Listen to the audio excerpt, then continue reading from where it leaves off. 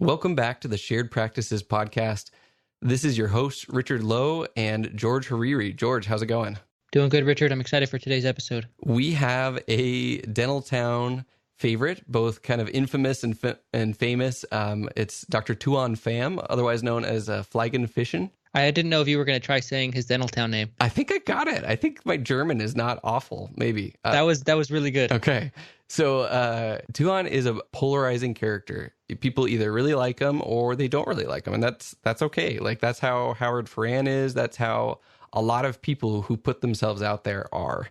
And I met Dr. Pham in 2014 when I went to the Townie meeting, and he introduced me to a bunch of people. He took me under his wing. He was a super awesome guy. And I wanted to have him on because he is someone who on Dentaltown previously, was very unfiltered. He would say what he thought and got in arguments with people, but at the same time had a lot of ambition to do things and to grow. And he created a couple things, and we'll get into it in the episode, but he put himself out there and did those things.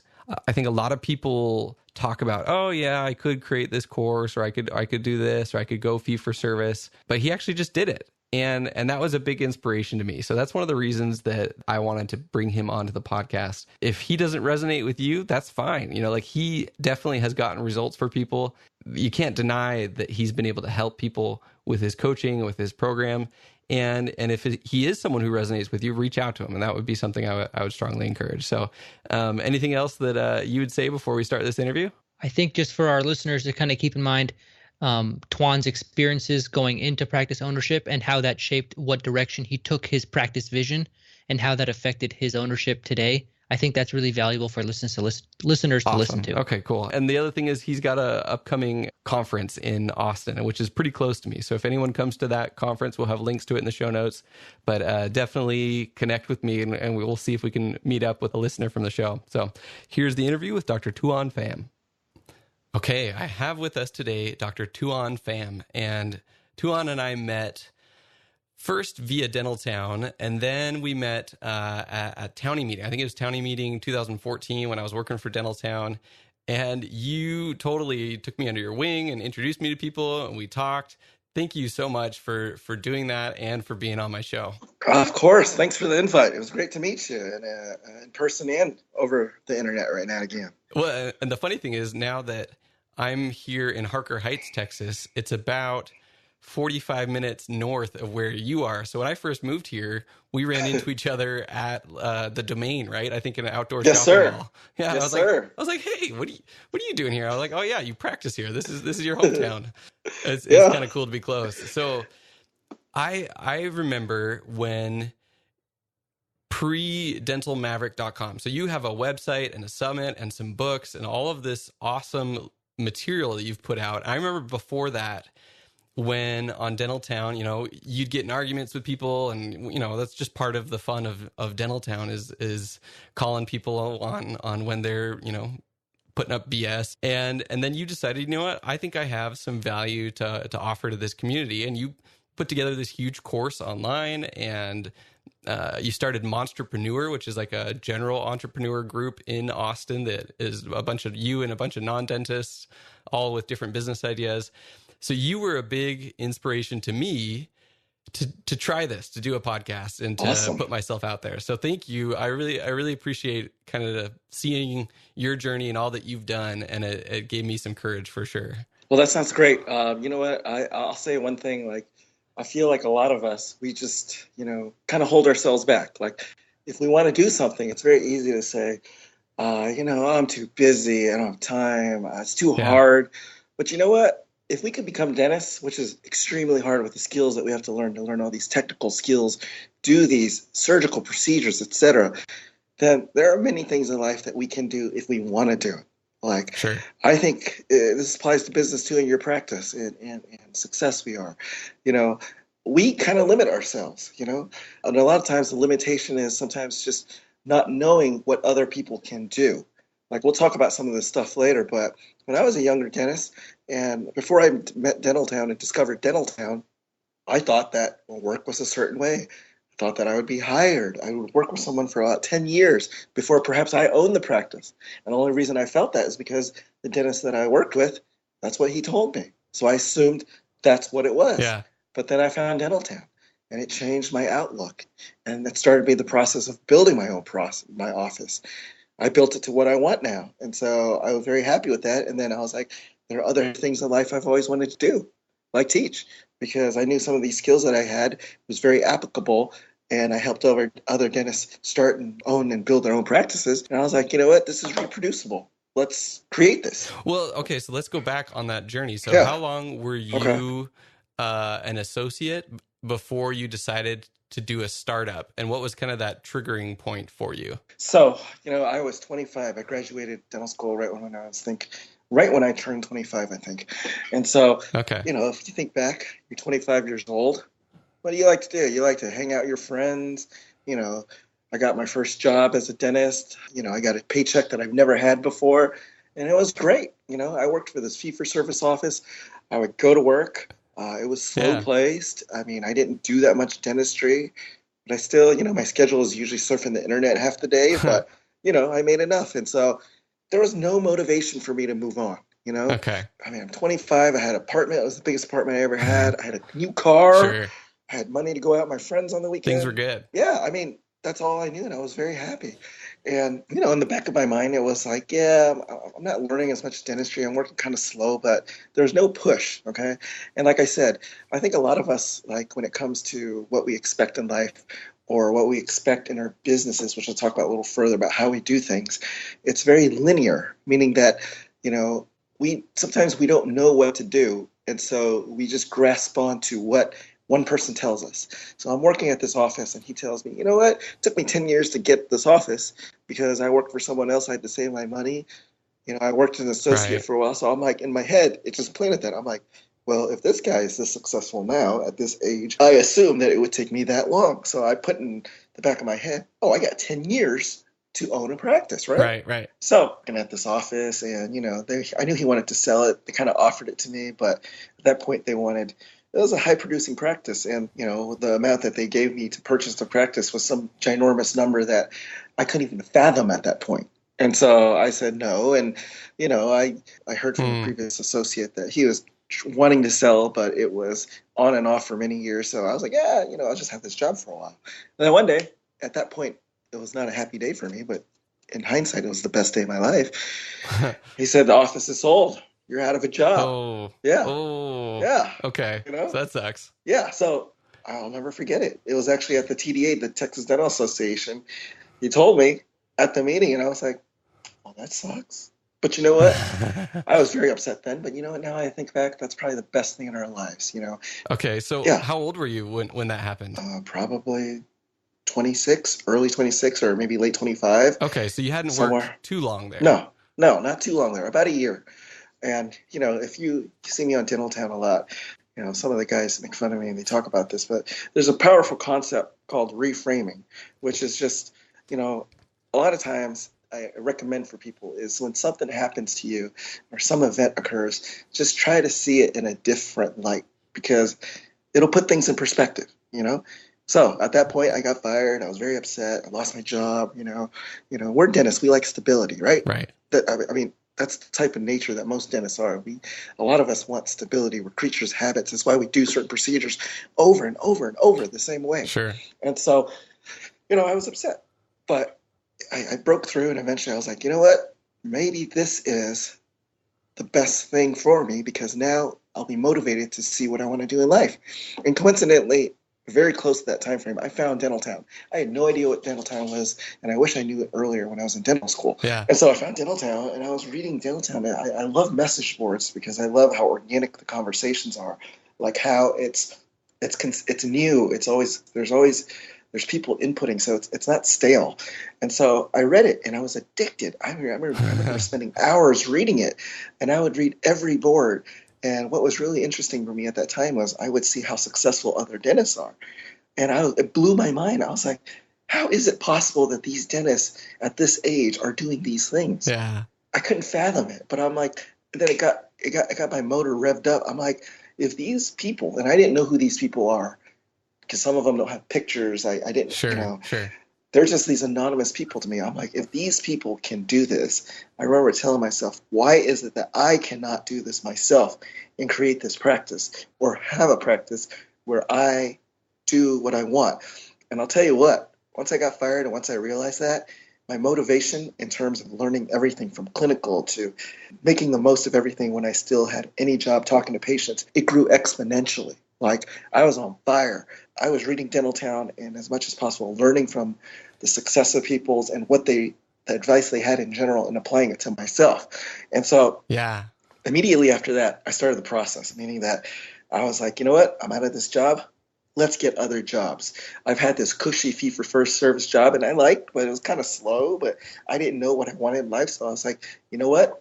Let me try every other style of practice. So the next job I got, I got a high-volume PPO office. And they're like, at first, they're like, we'll get you full-time, but we only have time for part-time. Would you take it? I'm like, yeah, I'll take it. And then I was like, well, what am I do half the time? I specifically only searched for Medicaid high volume offices.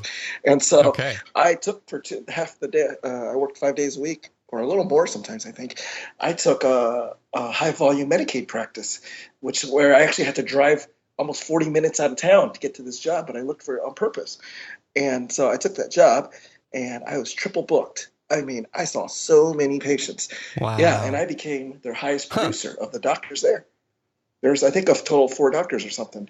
And so I worked. Triple booking. I've heard that's fairly standard for Medicaid offices because you don't know who's going to actually show up and who's going to cancel. So you just overbook everyone all the time. And then hopefully, you don't have like 2 hours of everyone showing up. So it's kind of like, airlines. And hopefully you don't have to drag your patient out of practice kicking and screaming. So. Absolutely. I mean, there are days, there are times when it's quote unquote, you feel lucky because your schedule's slower because someone no-showed. But sometimes you get slammed. You got 3 in a row, and what do? You got to work really fast. And so I worked all these practices. And so as I'm doing this, I'm seeing what I like and what I don't like, and after a couple months, the Medicaid practice, even though I was doing quite well, I told the guy, I was like, listen, thank you, but this is not my thing. And the guy was like, no, don't leave. I'll give you a raise. I'll give you a good raise. And I'm like, it's not even about the money. I worked there and I realized what I didn't or did like. And, I realized that speed is something that I can do, but I greatly don't like it. In dentistry, they always talk about becoming more efficient, more effective at what you do and seeing more patients. Well, there's nothing wrong with that because in any profession, if you want to become more productive, if your goal is to produce more, we can always work longer hours. We can always see more patients. But at least for myself, that's not what I want because I knew that would lead to burnout. And you can tell on Dentaltown, a lot of people don't like their jobs because they see so many patients. They're so tired. But that's the typical linear thinking that a lot of people do. There's nothing wrong with that. We can always be in any business situation or any environment if we want to be more efficient. You've been an inspiration to me as well to look at increasing the value provided in the patient's eyes and the customer's eyes. And, whether it's a dentist getting your course or whether it's a patient that you're serving, and to charge more. And that's something that I think is like inherently hard for everybody. Like it's hard for me to like put together a podcast and then I go to a sponsor and I'm like, I don't know how much to charge, but I'm afraid of them saying no. So then you charge too little. And or I put a course online and I'm like, there's no way I could ever charge what Tuan did for his course, so I'm going to charge this smaller amount. And it takes courage and it takes, I don't know what it takes. You're the one who figured out what it takes to charge more for your services and to build that value. So that's something that I've always admired and I need to work on personally. Well, I think a lot of us, we'll talk about dentistry in general, devalue our services. What I'm saying is that, think about it. Think about all the school you went to. Think about the ability for you to do these procedures. Like, how many people in the world can polish, create a margin for a crown that is 1 millimeter, 0.75 millimeters, or whatever your goal is right there. Have it smooth, take this impression, and put this well-fitting device into your mouth. It is extremely difficult. And some of these skills, I've been a dentist for 12 years now. I know how progressive my skills are. My skills now I'm at 12 years. Am I? 2005? Yeah. My skills now, my hand skills now are significantly better at year 12 versus year 3 or 4. And so right. now when I do work, it's very predictable. I do very, I'm not a Lane Ochi or anything like that, but, I know that because I can see the recalls of my work, that the work is good, And so I'm not afraid to charge what I think my work should be, okay? And so a lot of people are scared because why? It's like we're in this, think about business in general. We're in this environment where everything we see typically to capture new customers is lowest fee, lowest prices. Come here, it's 50% off. Here's a coupon. Everyone talks about a race to the bottom. That's fine. There's a lot of dentists, but this is just my thought, my philosophy. There's a lot of dentists, and if you meet a lot of dentists, actually, let's talk in general. If you meet a lot of people, they think on the average that other people think, meaning that they follow what is the typical recommendation because they see it works. Like what I'm saying is like for any business, if they want to grow, well, and it makes natural sense, like I was saying, let's just work longer hours. Let's see more patients. How do we do that? The easiest thing to do is just lower our prices. Any business can do that, right? But that's what the vast majority of any business or any dentist thinks about, right? Because that's what most of us assume is the way to grow your business. Just like you were saying, it feels a little scary to charge a little more for what you think is valuable because you think that the only main motivating factor for most people is price. That's, and certainly as with anything I'm saying, there's a curve, meaning that, what I say is eventually, it tapers off where what I say is less true as we go to extremes. Okay. Right. And so, but think about it this way. When you shop, I don't know how you like to shop, but do you like to go to Target or Walmart, for example? Where I live, there's a Target and Walmart across the street. Sure. But I never go to the Walmart unless I really need to. Okay. Part of the reason is I know I'm buying the exact same product, but for myself, I just like how clean Target is. Yeah. The people are friendlier. I see a different type of people that go to there that, I just prefer to go to. And so no, absolutely. The experience is almost as important as the final result. Yes. And so the reason that Target and Walmart exists is they probably do a lot of market research, obviously, and they know what their target clientele is. Target probably knows that, hey, we got this certain type of people that will gladly pay maybe 20, 30%, or maybe 50% more. Or heck, I don't know. Sometimes I buy products could be like 100% more. I don't know. Than other people that go to Walmart. So they know it and they cater to it. And so when it comes to our businesses, now certainly it depends on your demographics. And once again, we're not talking about the extremes, like saying I go to the poorest part of town and I want a cosmetic fee-for-service office. That will not work. Okay. Right. But let's say where you're in a general area and you analyze the market. And let's say once you understand your market, okay, what I'm getting to is to be beyond just simply price. First, you need to understand your location in your market, okay? You got to understand the people around there, okay? And you have to be realistic with yourself, okay? Can I support this? And for many areas, people will be surprised. I think that you have the ability to just not be on prices because what it boils down to is in dentistry, I think there's 3 types of patients in general, okay? Okay. There are patients that and these will shift values depending on the demographics that you have. But there are patients that value highly service and the perceived quality, okay? And when I say perceived, that's a very important term because dentistry, I hate to say this, but for a patient, they don't understand it. And they don't know what goes in their mouth, okay? They're not the board of dental examiners that can evaluate the precision of our margins and the occlusion and all of these different things. So the perception, there are people that they are looking for the perception of service and quality, and that's most important to them, right? They're like people gladly pay more to go to Target, or let's say you're buying clothes, they want to go to Neiman's or something like that because that's the perception of it, okay? And then there are people that only care about price. There are people that do not care about anything except price. Okay. So those are people like they only want to go to Walmart. They want to go to Walmart with a coupon or there's a sale or something like that. There's that type of patient. And then there's some patients like just like you and I, there are things that we buy that we don't really care about. And sometimes we want to go buy it when it's a sale, or sometimes we want to go buy it and we see something that's what we want, but a different brand that costs more. We buy the expensive one because we perceive it to be better. So there's a lot of patients in the middle where it's like politics. You can be swung either way. You'll pay more for something if you think that there's more value to it, or you'll pay a little less if you think there's less value to it. So I think there's like 3 tiers of patients, okay? The reason I bring that up is, well, once you know your practice and what your goals are, you know your market and where your office is, and then once you know what type of patients you want to aim for, then you can create your, let's say, marketing strategies, okay? Sure. Meaning that where I live, in my office, and I know you want to talk about this in demographics in just a little bit. Well, my program director, he was very skeptical on guides, mainly because you design this guide, then you send it off to a third party, and you just hope that you get back what you had originally designed. Right. And so for my program director, having a guide wasn't necessarily that reliable because you didn't know what you got back. So I was thinking, how do I overcome this? And then all of a sudden I thought, I don't have any money.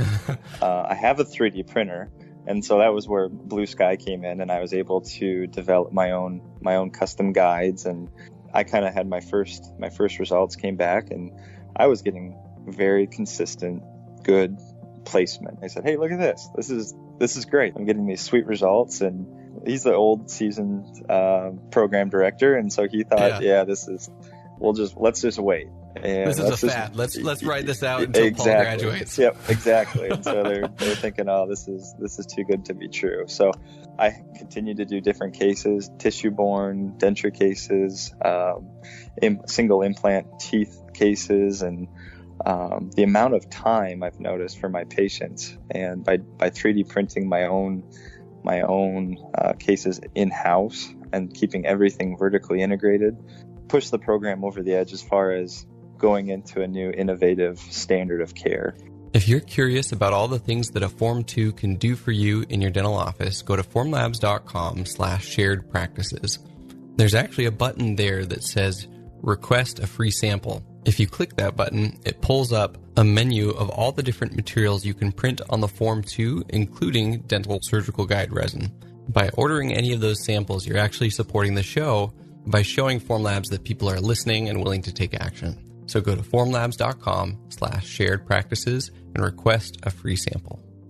Well, this is leading into it great because you've got a fee for service practice that charges more and does less volume. Yes. And that's what you wanted and that's what you designed. Yes. And in order to do that, you have to understand the demographics that would support that. So this is going to lead into this great. So this is awesome. Yes. Okay, so let's talk about that. So let's hold our thought about the tiers of patients, the 3 tiers, and we're going to merge that with demographics and then creating the style of practice that you want. Exactly. Okay. And actually, I have one more thought that I don't want to lose about pricing. I think I was thinking about kind of the way you've priced things and the way that the hesitations that people have. And one of the things I think we're afraid of is what people will think of that higher price, and that there will be our colleagues and there will be patients who will kind of scoff at that and think, oh, that's expensive, or that's ridiculous, or how can you charge that amount? So that fear of rejection for having charged too much and having people think, oh, you're unfair, or that's ridiculous. I think for me and for some other people, I think that's definitely a real thing. But anyways, we can put a pin in that and talk about that later. But that was kind of one thought I had on my head. Okay.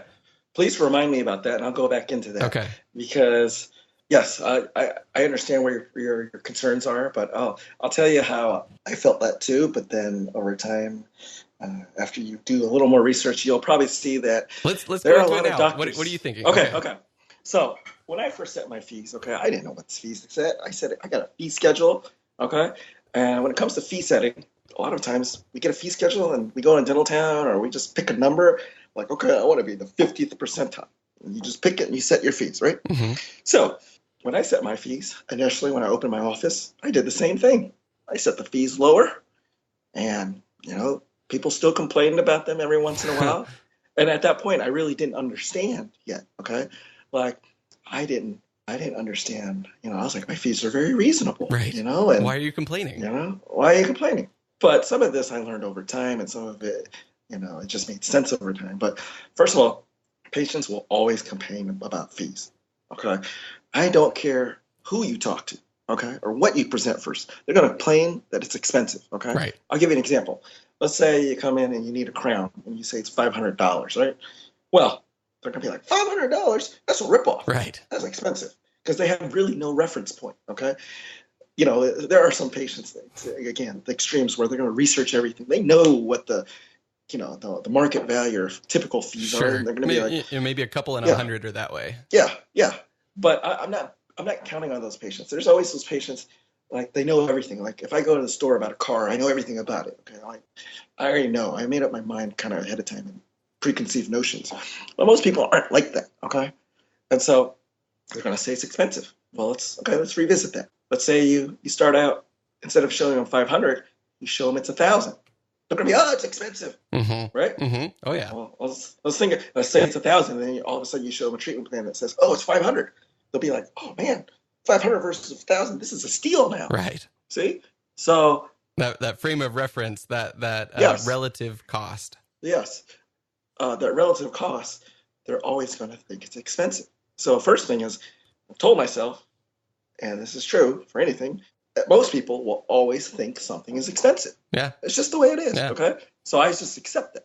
So first thing, if they're going to think it's expensive, then, well, to heck with that notion, I'm just going to set the fees that I want. And so I am personally a person that's not afraid to try things. Okay. Sure. I understand that dentists are creatures of habits, meaning that we like to do certain things and not change because we don't want to, unless there's overwhelming data for us to change.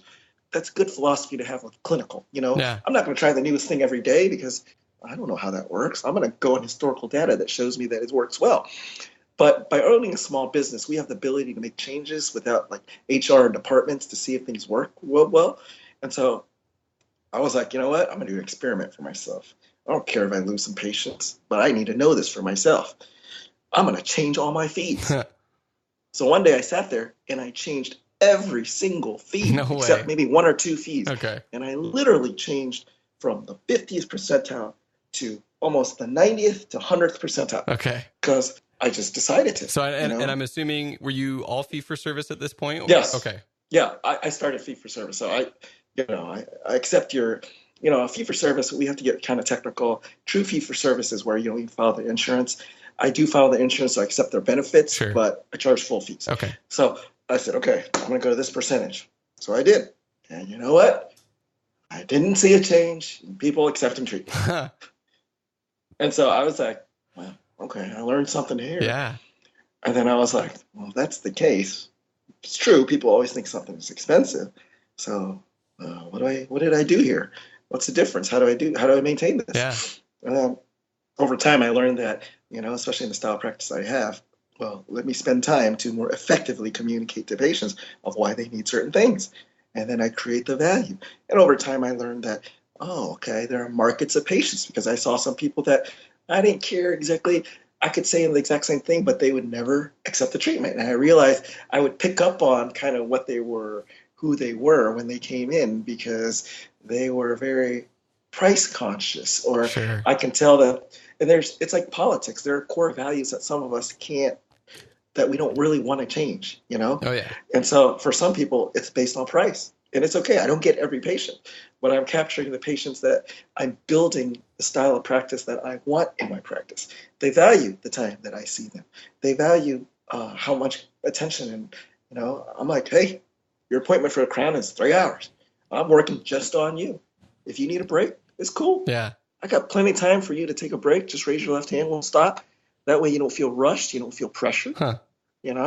And so they appreciate that. I'm catering to the people where they value the time spent for their healthcare. Well, and they'll, yeah. And it seems like if you are building your practice around your ideal patient, yes, then you're going to be that much happier, because these are the people that, yes, you connect with and that you resonate Yes. with, and it's the kind of dentistry you want to be doing. So you've Yes. kind of engineered this with that end in mind, Yes. and you had to maybe take a few experiments along the route to get Yes. there. So now tying this back into demographics, how did Sure. you decide that the area where you were going to do your Okay. startup could Let's talk about demographics. yeah could support a fee for service practice? And I'm gonna frame this a little bit because Okay. this season is on acquisitions, and so the demographics that I'm going to talk about has to do with the demographics work either way for a startup or acquisition, because you can end up treating an acquisition like a mini startup if the demographics are good enough.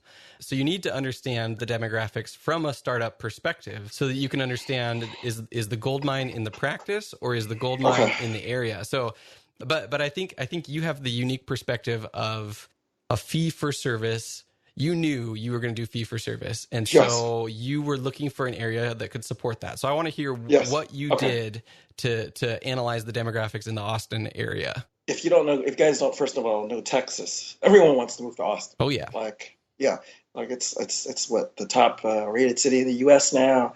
It's so crowded. I don't like how crowded it is now. But I've lived in Texas my whole life. I grew up in Houston, and I moved to Austin to go to the University of Texas in Austin. And so I went to school in San Antonio, but I knew I wanted to move back to Austin. I said, hey, I want to do that. I don't care. Right. Because I love Austin. Right. So I moved back to Austin. And like I was saying at the beginning, I worked all these jobs because I wanted to see what I liked. There are some people that thrive on speed and thrive on volume. Yeah. And if they do and they realize it, they can take advantage of that and use that strength to their maximum. Sure. But I realized that's not myself, okay? And so the first thing I think is in terms, even before it gets to demographics, is you got to know how you want to practice, okay? Like you got to know. So I don't think it's bad to have an associate at school. Some people start their practice or buy it right out of school, and they may know it, and that's great. But if you're not sure, get a bunch of jobs. Just do it. Work every type just to see what you like.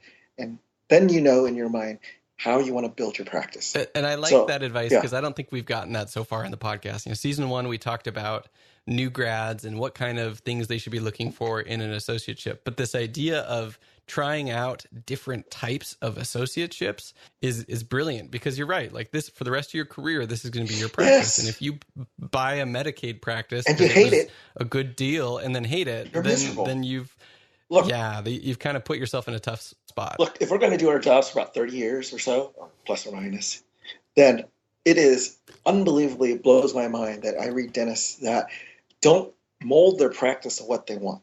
And they always have an excuse.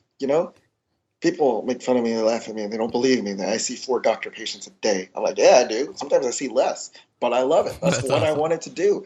And I love my job. I don't have burnout. Certainly some days are harder than the other, but for the most part, I like going to work every day. I have a very smooth office. People don't understand that. They may not believe me when I go to office and I tell my staff to do something. They do it. They just do, because they know that it's for their benefit also. So anyways, I would say know what you want, because you're going to do this the rest of your life, and you might as well be happy at work, because if you're happy at work, you'll be happier at home. Okay. So demographics. Let's say you go on Dental Town. A lot of people are always like, buy a demographics report. Buy it first. Doesn't matter. It's just $400, $500. Okay, so that's fine. You can do that. But I didn't do that. And I don't think that's the best way to approach it, because most people, I think they're so into it because they're just offloading some of the responsibilities to a third party, and you feel better by paying for it. There's nothing wrong with that. I believe in buying things and buying services from people and products that serve you well. But before you buy this product, let me explain to you why I say that. When you buy a demographics report, okay, there are certainly more detailed ones that have more information. But I'm going to tell you, if you read these, a lot of times it's information overload. And secondly, it's by zip code or radius from a certain area, okay, which is kind of beneficial, but I'll tell you why it may not be as beneficial as you think, okay?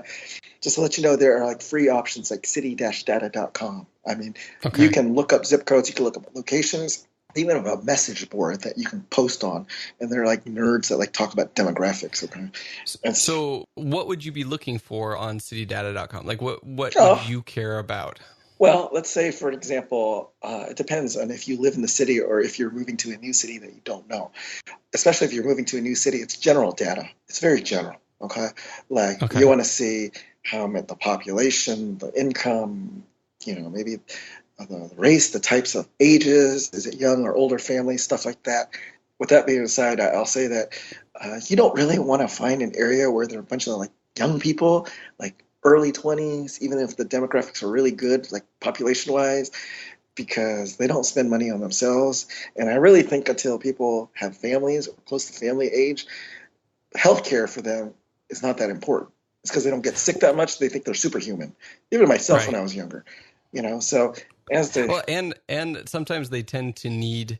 So my buddy moved to British Columbia, and he was in downtown Vancouver, and he basically was like, yeah, these patients don't need as much dentistry. They're professionals, they're educated, they're young, the demographics look good, but like they just don't have a lot of decay and dental needs. So it's kind of funny that you say that, because I've seen that to be true. That's just true. So going back to the demographics, so it depends on if you're moving to a new city that you don't know anything about, or you're just in the city and want more detailed data, but it doesn't tell you things like amount of dentists. There are very easy ways that you can find a lot of this information. This is what I suggest. Let's say you want to find an area. Let's say you want to move to Seattle. I don't know anything about Seattle, but okay, let's say you want to move to Seattle. Well, then I would go on maybe city data and, start finding some neighborhoods that I think that I would like to live in or potentially, be around. And then, once I narrow down my area a little, I would go into Google Maps. Go into Google Maps, zoom in on that area and search dentist.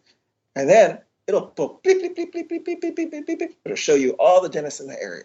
So back in the day, about 2008, 11 years ago, when I was looking for my practice, we had Google Maps, but we didn't have smartphones really.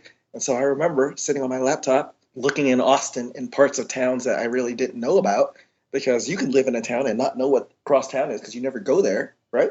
Right. So what I did was I looked at a macro view of Austin, and then I searched dentists, and I just looked at the dots, and I saw where the dots were less concentrated, and I zoomed in on those areas.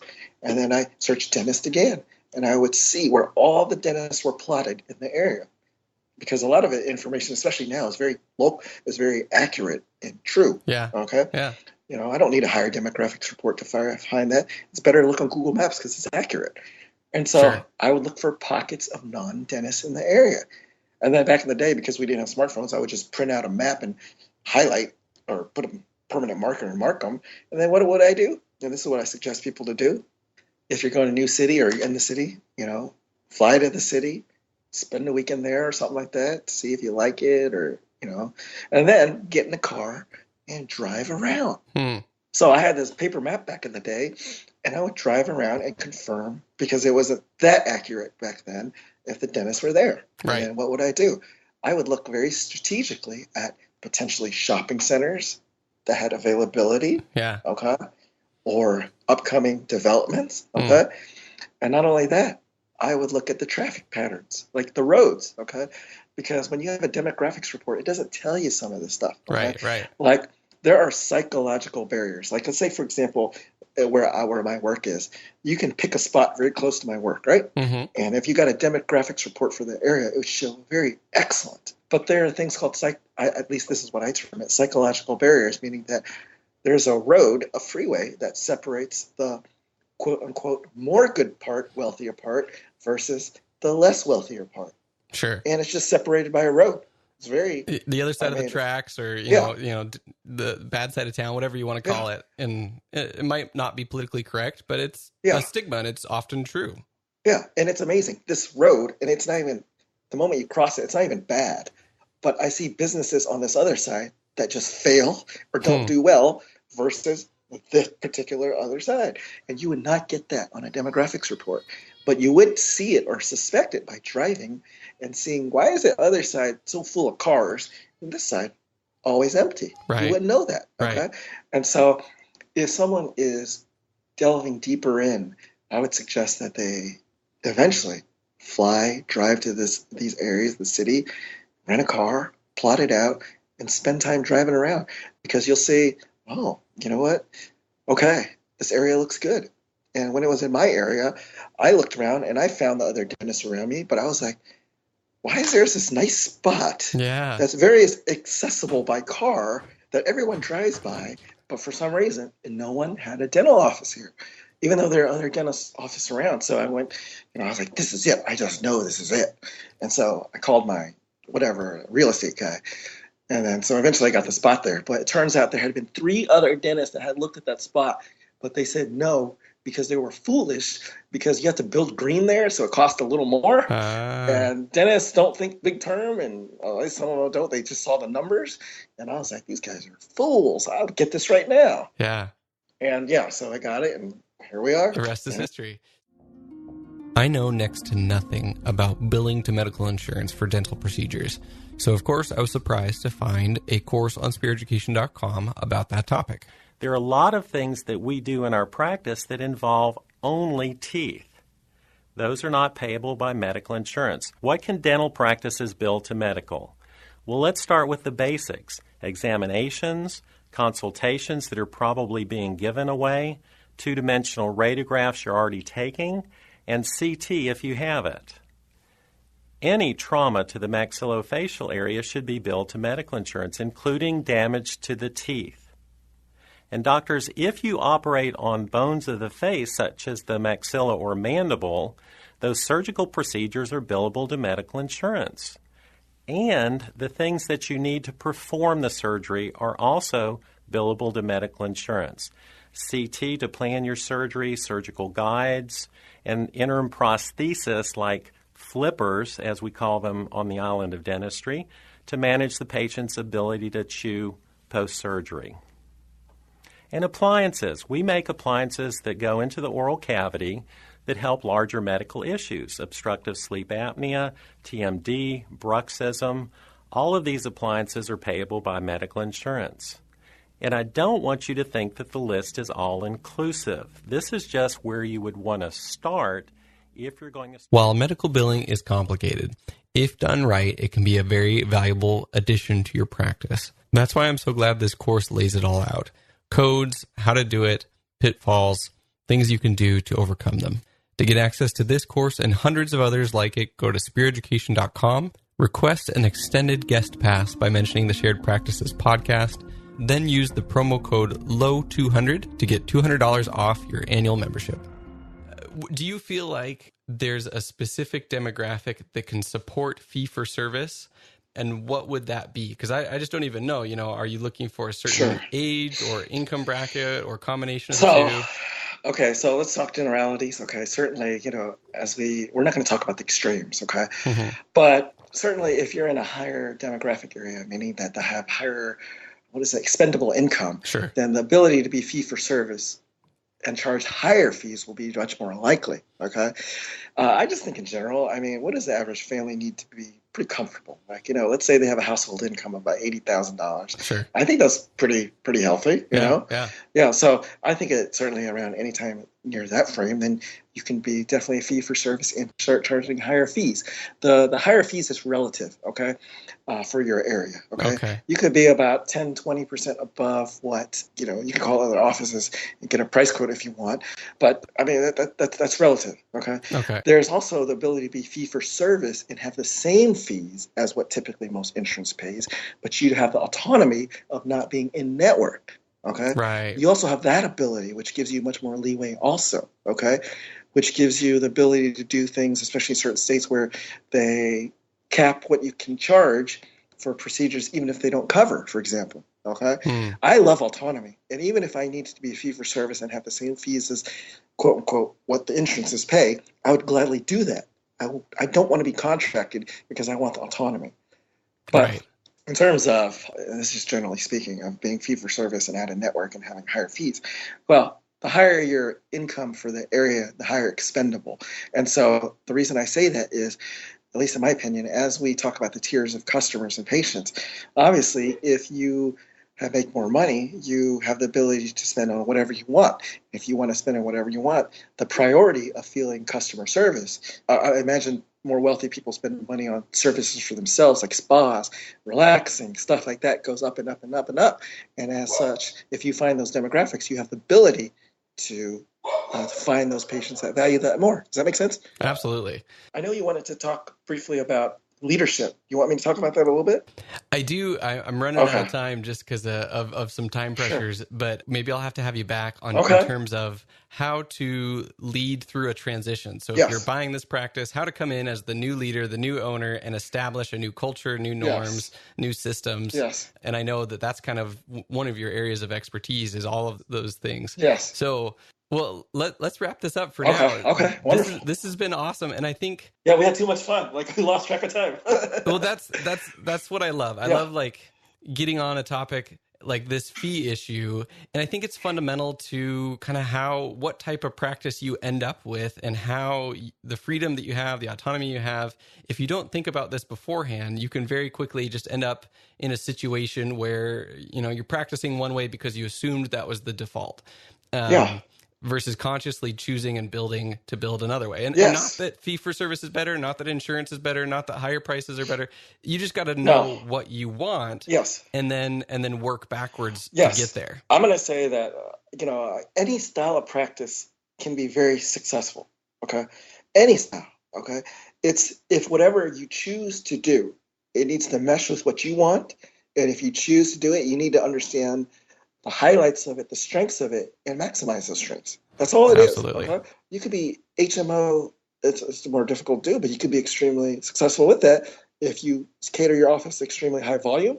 You have staff that you offload the talking to the staff to relay everything that needs to be done, and you have everything set up, ready. You do it on the first try. I mean, you can do it. Every office can be successful. You just have to maximize it. Well, absolutely. Well, this has been really good. And I know you've got an event coming up. Yes, sir. You're putting on. So this is is it the Dental Maverick Summit? Yes, sir.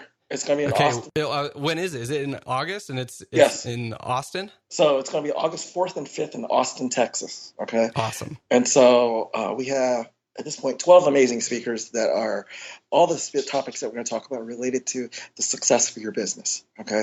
We're going to have real world practical advice that you can implement come Monday afterwards to change your practice to the better. And it's going to cover all sorts of topics of business. I'm going to talk about some leadership. We're going to have some doctors talking about specifically what to say and how to talk to patients and why. We're going to have people talk about Facebook ads and how to create them. We're going to have people that talk about SEO and practically what to do to raise your position on the internet. So it's all going to be very practical information. It's not clinically based, it's business based. And so we have 150 slots. We're going to start, probably about, I think close to half of them are sold or something. Nice. And so we're going to likely fill this up. So people that are interested, they should sign up. Cool. Well, we'll send people to, I think, dentalmavericks.com, and I think it's right there on that front page, and you can sign up right there. Yeah, or they can just go to dentalmavericksummit.com. Oh, nice. Yes. Okay, cool. Yeah. So that sounds like an awesome event. I'm going to see if I can sneak down to Austin during that time. And I would love to be there. I'd love to, if any listeners of this show end up going, let me know, and we'll see if we can meet up. Yeah, absolutely. So, well, thank you for being on the show. Thanks for putting out all the awesome content you've put out, putting together this summit, and I really appreciate it. We'll have to talk again soon. Absolutely. I look forward to it. Cool. Okay, so we're back after that interview. So what did you think, George? I thought Tuan just offered a lot of great advice about his background going into ownership and how that shaped where he went. And then I really liked what he said about his fees, just the fact that he was willing to charge higher fees. I loved where he was like, well, screw it. I'm fee for service. Let's just screw with the fees. Let's go from 50% to 90 to 100% and see what happens. And the case acceptance didn't go down. What do you like? Would you have the guts to do that? Like, I would feel really uncomfortable doing that. I'm just such a calculated guy by nature that I would need to have some sort of information justifying that decision. Yeah. But it seems like he made a great point, though, because he was talking about how by increasing his fees, it also increased the perceived value to the patient in his eyes. Yeah. Maybe it seems like a more, he's acquiring more value to them because of his higher fee. Well, and the other thing I loved with his mentality around fees was that people are always going to complain that this stuff is expensive. They're never not going to be like, oh, wow, what an awesome deal on a crown. Like, they're always going to be like, oh, that sucks. I don't want to pay for a crown right now. So whether it's $500 or $1,000, patients still don't like paying for crowns. So his point was, well, why not charge more for the excellent work that you're doing? Exactly. And I think for our listeners, his mindset on fees and his approach is a huge takeaway from this episode. Yeah. And everyone has to find their balance of charging more. I've heard of Howard Fran talking about charging less so that you could do more of certain procedures that you like. If you want to do implants, or you believe that like, I want this to be available to more patients, then, be conscious of that and do that on purpose. Don't just do that because like, oh, that's just what the fees were set at. But I also think all of us could be better at maybe charging a little bit more, being a little bit more overconfident in our work. Is that fair to say? I don't know. Yeah, and I've also heard Corey Glenn say that same thing about implants, but I think we have a stigma. So many patients tell us that our fees are expensive, that for us to have confidence in the fees that we charge, I think is a big takeaway. For sure. The other thing I liked was when he talked about being an associate, and he was like, oh, well, I'm 25 and maybe by the time I'm 30, then I'll own a practice. He had a lot of assumptions that in the end ended up being broken, and he was complacent because of those assumptions. So I liked that idea of challenging your assumptions of what your path should be. Have you had that happen ever to you where you're like, oh, well, this is my plan and this is what it's going to be, and then things all change? Oh my gosh, daily. I think so many things happen. And I think even with our episode with Derek last week, he talked about his plans of multiple practice ownership, and then he has one practice, and he kind of the opposite, where he was like, I'm really happy in this situation. And so I think for us, I thought it was really odd when he said that he thought he would be out for 10 years because that's what his boss did when he graduated dental school. And I never heard that before, but I guess if you have no other reference, then yeah, I mean, you would do exactly what whoever's employing you would do. Well, and we talk about like pre-Dental Town days, but there's a lot of people that don't get on Dental Town or Facebook groups or, with dentists, and maybe they had a parent who is a dentist and that's their one reference point.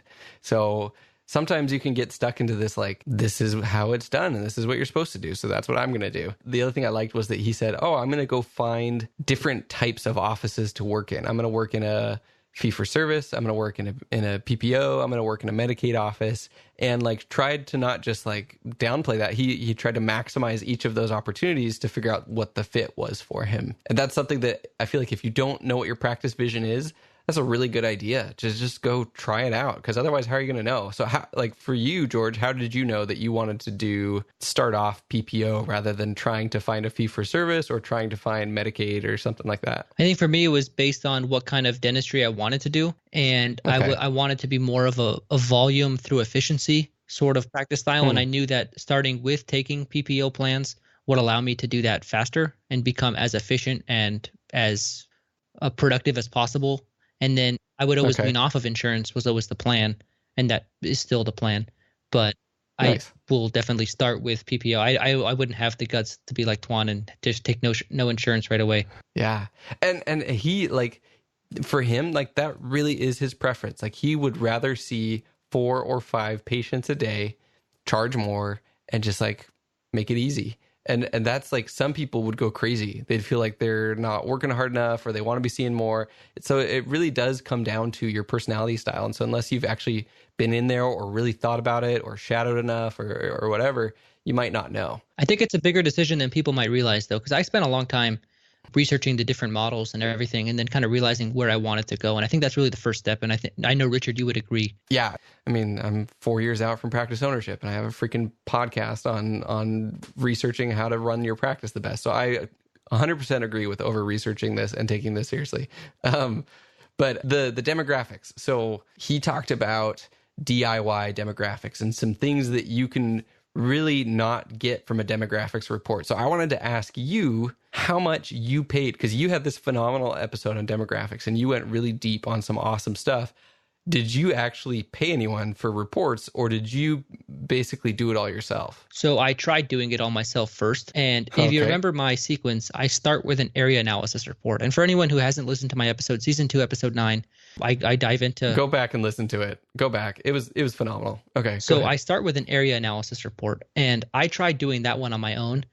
And it is so much work. And I talked to Dentographics on how they do it, and they crowdsource everything. So they do it much more efficiently than we do. So for sure, the area analysis I would pay for, and that's like $600. And that looks at a whole metro area and lets you know what parts of the metro area have opportunities. And then you look at an area analysis, or that's area analysis. You look at a single site, and that's looking at a specific practice. What are the opportunities? That one's $349. That one I would only do if I had an LOI or like some sort of serious commitment on a practice, and I wanted to see what the opportunities are. and that would be a decision maker for me. But I do that on my own also, but I did pay for it for the practice I'm looking at just because I didn't want to not have that information at my hands. Okay, so you both agree and disagree with Tuan, because he was saying, why are you going to pay all these people to do it? You can do it yourself, but you feel like, yes, do it yourself so you understand it, but then also make sure that you have the professionals double check you. I think the demographics is kind of the first place to start in my book. So to have, being in an area with unfavorable demographics will cost you so much in the whole time that you own the practice that paying $600 for a report that'll kind of focus on what parts you should be focusing on that'll make your life so much easier later, for me is some of the best money spent. So I would really pay for the area analysis. But I do think he's right on with driving the area. And there's things that you can see driving the area that you will never see on a demographics report. Like people might feel like, that's also a waste of a trip, but like just flying and driving around is going to just teach you and give you a feel. Like, so for instance, when I came out to Fort Hood, I was like, maybe we'll buy a duplex or a fourplex and live in one and rent it out. House hack? Do a little house hacking. I'm all about that. And I came out here and I was like, ain't happening. Killeen is a lovely place, but there are some areas of town that I would not feel safe house hacking with my family in this apartment. So we settled on a home, and we'll leave the house hacking aside for now. But that's great. I didn't know that. Yeah, until you come and see an area, it might look great on Zillow or Google Maps, but then you come and you take a look at it in person, and you're like, okay, maybe not. So that's firsthand knowledge you have to get for yourself. Well, this was great. I think we pulled a lot of that out of that. I think Tuan offered a lot, and hopefully if anyone's coming to Austin for his Maverick, I'm trying to think what the name was. The Dental Maverick Summit. The Dental Maverick Summit. If anyone comes out to Austin for the Dental Maverick Summit in August, please